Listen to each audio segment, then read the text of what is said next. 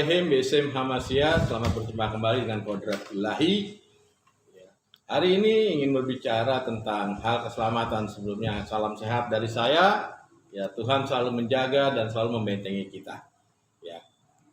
Dan hari ini kita mau belajar, kita mau sharing tentang hal keselamatan. Ya, banyak orang memaknai tentang keselamatan. Semua manusia rindu keselamatan. Ya, ada yang memaknai tentang keselamatan dalam kecelakaan, keselamatan dalam musibah.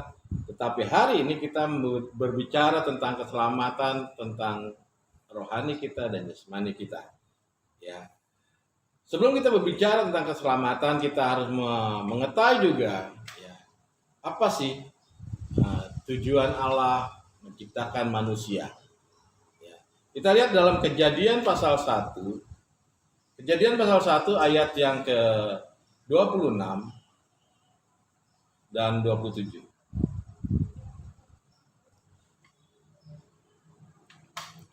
Berfirmanlah Allah, baiklah kita menjadikan manusia menurut gambar dan rupa kita, supaya mereka berkuasa atas ikan-ikan di laut dan burung-burung di udara dan atas ternak dan atas seluruh bumi dan atas segala binatang melata yang merayap di bumi. Maka Allah menciptakan manusia itu menurut gambarnya, menurut gambar Allah diciptakannya dia, laki-laki dan perempuan diciptakannya mereka. Ya, tujuan Allah untuk menciptakan manusia dikatakan, baiklah kita menjadikan manusia segambar dengan rupa, serefleksi. Jadi kalau Allah itu mengampun dan kita wajib mengampuni juga, karena kita segambar. Jadi kalau Allah itu kasih, ya kita juga harus saling mengasihi. Dan Allah itu kekal, otomatis manusia pun kekal karena kita serefleksi, segambar. Itu sebabnya kita disebut dengan manusia-manusia rohani, manusia roh atau kodrat ilahi. Tetapi pada saat manusia melanggar, melanggar akan perintah Allah, manusia jatuh dalam dosa. Itu sebabnya manusia mengalami kematian. Kita lihat dalam Kejadian pasal 2. Kejadian pasal 2 ayat yang ke-16 dan 17. Lalu Tuhan Allah memberi perintah ini kepada manusia. Semua pohon dalam taman ini boleh kau makan buahnya dengan bebas. Tetapi pohon pengetahuan tentang yang baik dan yang jahat itu, janganlah kau makan buahnya. Sebab pada hari engkau memakannya, pastilah engkau mati. Jadi manusia pada saat memakan buah pengetahuan itu akan mati. Tapi jika manusia tidak memakannya, dia tidak akan mati. Dia kekal, karena sekodrat dengan Allah. Sebabnya kita katakan, upah dosa adalah maut, kematian. Jadi kematian itu sendiri karena adanya pelanggaran, adanya dosa. Roh manusia itu keluar karena adanya pelanggaran. Jadi dosa itu tidak menurun, tetapi dampak daripada dosa kita merasakan. Dampak dari pelanggaran itu kita merasakan. Coba kita lihat di dalam Yeskil pasal 18 ayat 20.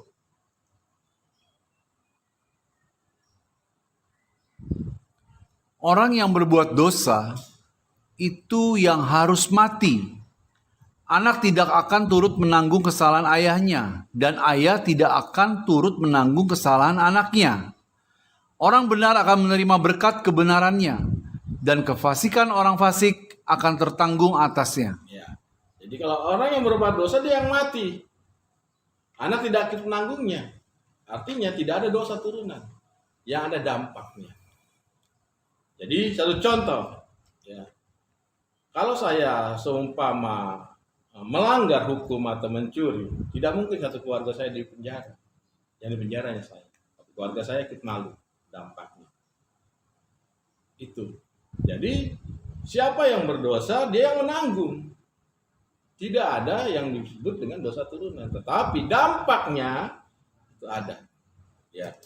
Jadi karena dosa itulah manusia mengalami kematian. Sebelumnya manusia itu adalah kekal karena dosa dan kematian. Saya katakan kalau Allah itu kasih, ya manusia pasti kasih. Bukan maha kasih ya. Allah itu kasih karena pribadinya adalah kasih, berbeda dengan maha kasih. Maha kasih adalah dampaknya Tuhan. Dan kasih itu harus ada di dalam setiap pribadi orang percaya. Coba kita lihat di dalam Yohanes pasal 17 ayat yang ke-24. Yohanes pasal 17 ayat 24. Ya Bapa, aku mau supaya dimanapun aku berada, mereka juga berada bersama-sama dengan aku, mereka yang telah Engkau berikan kepadaku, agar mereka memandang kemuliaanku yang telah Engkau berikan kepadaku, sebab Engkau telah mengasihi aku sebelum dunia dijadikan. Ya, jadi kasih itu harus keluar. Yang disebut dengan kasih harus keluar, berdampak. Kita lihat saudara-saudara kita, kalau kita tahu saudara kita belum menerima tentang keselamatan, tidak kita biarkan. Berarti saudara tidak punya kasih. Yang namanya kasih itu mereka harus rasakan kasih Kristus yang ada di dalam diri kita. Jadi, kata kasih itu harus ada di setiap anak-anak Tuhan, anak-anak Allah itu sendiri. Sebutan anak Allah berbeda dengan sebutan anak Allah yang dipakai oleh Kristus. Kalau Kristus adalah firman yang menjadi manusia yang turun dari surga. Kalau kita sebutan anak Allah, di mana kita diadopsi, menerima Tuhan Yesus sebagai juru selamat, sehingga Yesus ada di dalam pribadi kita. Istilah orang Jawa bilang, katakan manunggaling, kaulah Gusti, manunggal dengan Allah.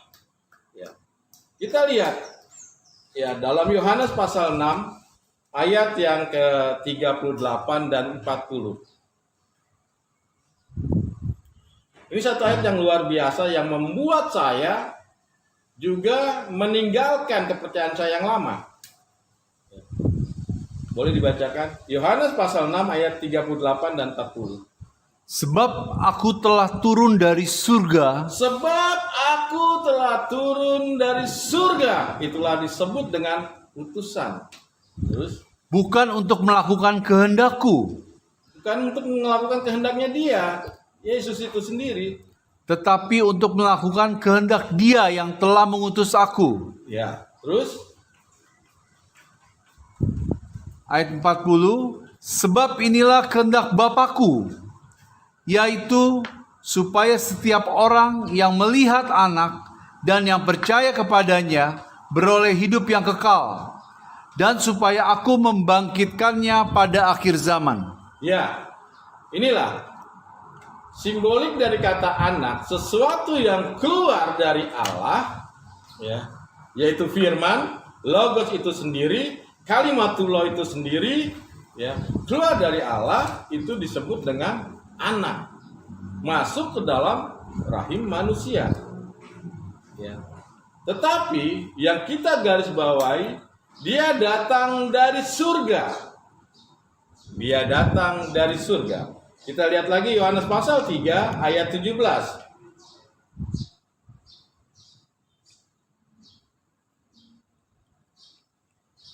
Sebab Allah mengutus anaknya ke dalam dunia bukan untuk menghakimi dunia, melainkan untuk menyelamatkannya oleh Dia.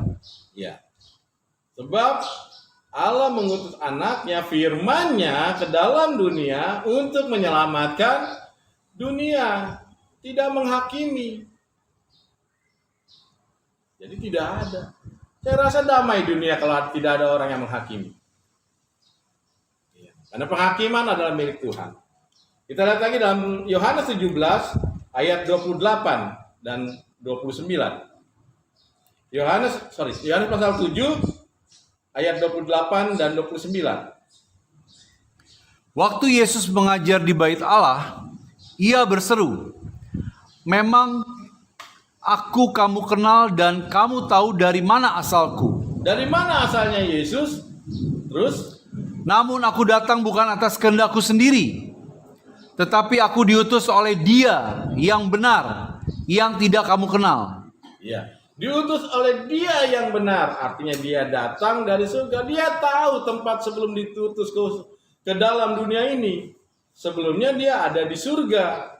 Itu sebabnya kenapa saya mau meninggalkan kepercayaan saya yang lama, ya? Karena saya tahu orang yang berbicara ini asalnya dari surga. Jadi kalau dia berbicara surga, saya percaya karena dia asalnya dari sana. Tapi kalau orang belum asalnya dari sana, saya belum tentu percaya. Satu contoh, seorang ini mengajak saya, ya. Teman saya yang satu aslinya contoh dari Bandung, yang satu dari Medan. Yang dari Bandung ngajak saya, ya. Mau nggak kita jalan-jalan ke Medan? Dia ngajak orang Bandung. Waktu saya tanya, kamu tahu nggak? Pernah nggak ke Medan? Belum pernah. Mau nggak ikut saya ke Medan? Saya akan ragu. Dia sendiri belum pernah tahu tentang Medan dan belum pernah menginjak kota Medan. Dia katakan Medan itu bagus. Medan itu ada Danau Tobanya, ada begini-begini. Waktu saya tanya, pernah nggak ke Medan? Belum pernah. Apakah saya percaya? Tapi kalau orang yang asli dari Medannya yang mengajak saya, yuk ke Medan. Di Medan itu tempatnya bagus. Ada Danau Toba, Sungai Samosir, ada air terjun pisau-pisaunya. Saya percaya karena dia dari sana. Sama dengan hal ini. Yesus yang turun dari surga. Kalau dia mengajak saya ke surga, saya pasti mau karena dia asalnya dari sana. Dan dia bicara surga, ya. Saya percaya karena dia asalnya dari surga. Surga itu indah seperti ini dan bla bla bla. Saya percaya karena dia asalnya dari sana. Tapi kalau orang yang belum pernah ke sana dan berbicara tentang hal itu, saya masih meragukan. Ya. Dan begitu juga dengan masalah penyiksaan. Ya. Orang bicara neraka bla bla bla bla, saya tanya, udah pernah ke sana? Belum. Dari mana bisa berbicara itu? Bisa jadi saya katakan hal itu hoax. Coba kita lihat di dalam Yohanes pasal 2 ayat 22. Yohanes pasal 2 ayat 22. Kemudian sesudah ia bangkit dari antara orang mati, Siapa yang bangkit? Yesus dari antara orang mati, dari alam maut, dari tempat penyiksaan. Terus barulah teringat oleh murid-muridnya bahwa hal itu telah dikatakannya, dan mereka pun percayalah akan kitab suci dan akan perkataan yang telah diucapkan Yesus. ya. Dan coba kita lihat lagi dalam Lukas pasal 24 ayat 46. Lukas 24 ayat 46. Katanya kepada mereka, ada tertulis demikian, Mesias harus menderita dan bangkit dari antara orang mati pada hari yang ketiga. Iya, dia bangkit, dia masuk ke alam maut, alam kematian, ya, dan dia bangkit dari yang ketiga.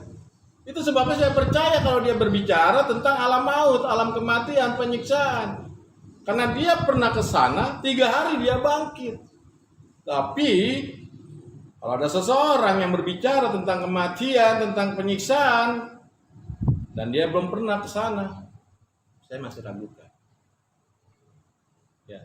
Disinilah saya melihat bahwa hal ini benar. Dan saya meninggalkan percayaan saya yang lama. Ya. Sebabnya saya menyembah Allah yang benar. Ya. Nah, saat ini banyak sekali juga ya orang-orang di luar sana sudah berdebat tentang nama Allah. Bahwa mengatakan Allah ini sesembahan orang ini, Allah ini sesembahan kaum yang ini. Ya. Saya akan buka tentang sejarahnya sedikit, ya. Nama Allah sudah dipakai, ya, di Alkitab, ya. Itu di abad-abad ke-13. Ya. Ini terbukti dari asal kata tentang Besum Elah. Kita lihat di dalam kitab Ezra. Ezra pasal 5 ayat yang pertama.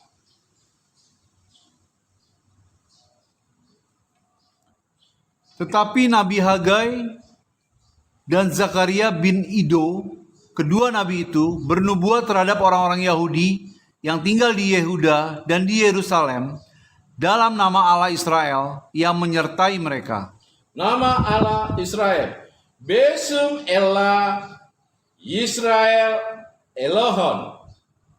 Ya. Di situ ada kalimat Besum Elah. Ya.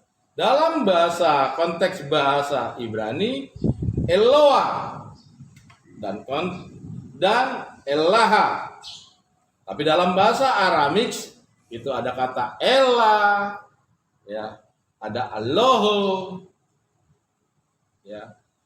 Tapi dalam konteks bahasa Arab itu Allah, ya. Dalam konteks dalam ejaan bahasa Ibrani itu ada Alef, Lamet, dan He.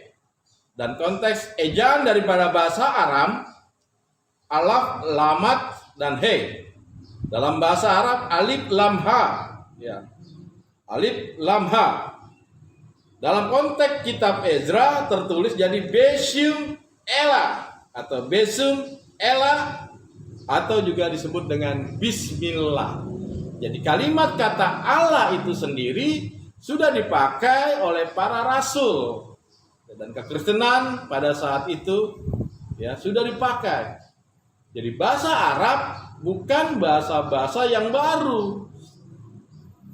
Ya, tahun 33, abad ke-33 sudah dipakai tentang itu di hari Pantekosta.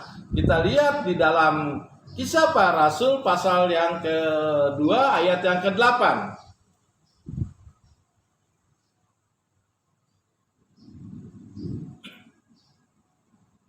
Bagaimana mungkin kita masing-masing mendengar mereka berkata-kata dalam bahasa kita sendiri? Dalam bahasa kita sendiri, bahasa lidah. Terus Yaitu bahasa yang kita pakai di negeri asal kita. ayat 9. Kita orang Parsia, Media, Elam, penduduk Mesopotamia, Yudea dan Kapadokia, Pontus dan Asia. Ya, ada bahasa Elam, ada Pontus, ada bahasa Kapadokia. Terus ayat 10. Frigia dan Pamfilia, Mesir dan daerah-daerah Libya yang berdekatan dengan Kirene, pendatang-pendatang dari Roma. Ya, ayat 11. Baik orang Yahudi maupun penganut agama Yahudi, orang Kreta dan orang Arab, kita mendengar. Ya, di situ dan orang Arab, berarti bahasa Arab sudah ada pada abad-abad ketiga. Itu bahasa di saat para rasul di hari Pentakosta, pencurahan daripada Roh Kudus. Jadi bahasa Arab itu bukan bahasa-bahasa yang baru-baru sekarang ini. Jadi kalimat Allah itu sudah tertulis dengan kalimat Besum Elah. Jadi bagi saya, ya, bagi saya tidak ada salahnya kita menggunakan kata Allah. Toh Allah tidak pernah menyebutkan namanya. Coba kita lihat di dalam Keluaran pasal 3 ayat 14. Firman Allah kepada Musa, Aku adalah aku. Aku adalah aku. Ya, dikatakan aku adalah aku. Ehye Hasher Ehye. Aku adalah aku. Tidak pernah mengucapkan namanya. Jadi, ya, sebutan pada saat itu orang-orang Yahudi memanggil dengan kalimat YHWH atau Yahweh. Jadi kalimat Allah itu sendiri sebenarnya sudah dipakai oleh kekristenan pada abad ketiga-tiga. Jadi tidak usah ragu memakai kalimat itu dan tidak usah diperdebatkan. Ya, intinya yang kita sembah Allah di dalam nama Yesus. Ya, itu aja yang saya bagikan hari ini. Ya, saudara-saudara yang terkasih, kita akan teruskan pelajaran kita. Dan satu hal lagi, jika saudara-saudara ingin memberkati tentang pelayanan ini, bisa membaca di deskripsi YouTube kita. Tuhan Yesus memberkati. Shalom. Walaikum shalom.